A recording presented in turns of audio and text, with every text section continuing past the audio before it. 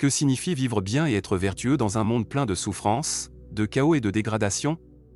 Que signifie continuer à vivre dans une conscience qui est inévitablement prise dans une lutte, devenant plus confuse et tourmentée à mesure qu'elle devient plus consciente et capable? De manière générale, la plupart des idées religieuses et philosophiques naissent de ce genre de défis et de questions. Elles représentent la tentative de l'humanité de surmonter ou de traiter les difficultés et les déficiences inhérentes à la condition humaine. Un exemple particulièrement unique de cette tentative est la philosophie et la religion du bouddhisme. Entre le 6e et le 4e siècle avant Jésus-Christ, dans ce qui est aujourd'hui le sud du Népal, un garçon nommé Siddhartha Gautama est né dans une famille aristocratique. Son père, Shuddhodana, était le roi d'un État en croissance sur le sous-continent indien. Lorsque Siddhartha est né, un messager sacré prophétisa qu'il deviendrait soit un grand roi, soit un grand leader spirituel. Déterminé à éviter la voie spirituelle, son père chercha à abriter Siddhartha de toute souffrance et à l'empêcher de remettre en question les vérités profondes de la vie.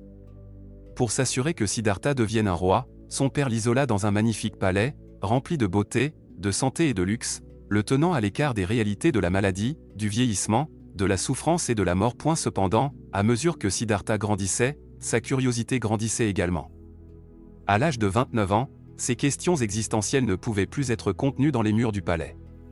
Il décida de quitter le palais et de voir le monde par lui-même.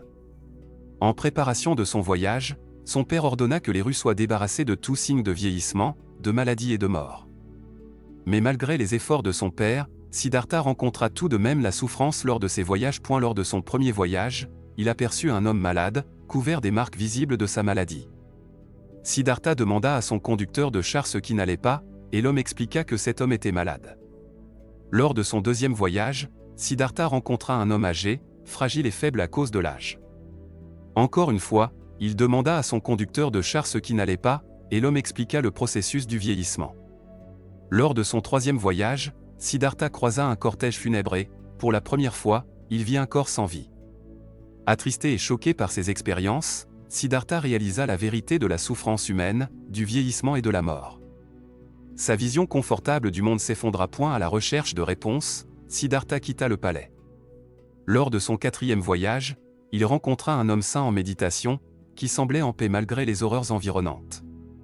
Intrigué, Siddhartha entreprit une quête spirituelle, cherchant des réponses à travers diverses pratiques et idées.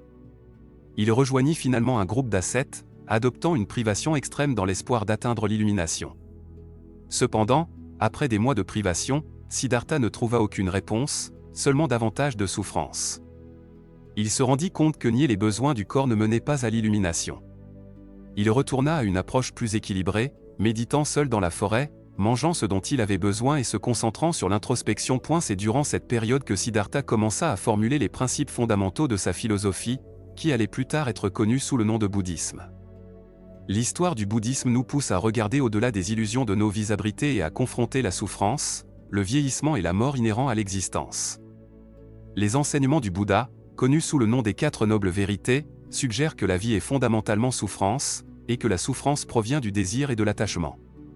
La manière de mettre fin à la souffrance et d'éliminer ses attachements, et le chemin pour atteindre cet objectif passe par le noble sentier octuple, qui comprend la vue juste, l'intention juste, la parole juste, l'action juste, la vie juste, l'effort juste, la pleine conscience juste et la concentration juste. À au cœur de la philosophie du Bouddha se trouve l'idée de non-attachement et d'élimination du désir.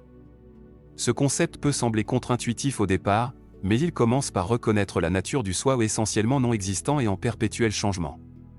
Le soi fixe et permanent que nous cherchons à satisfaire avec des désirs est une illusion.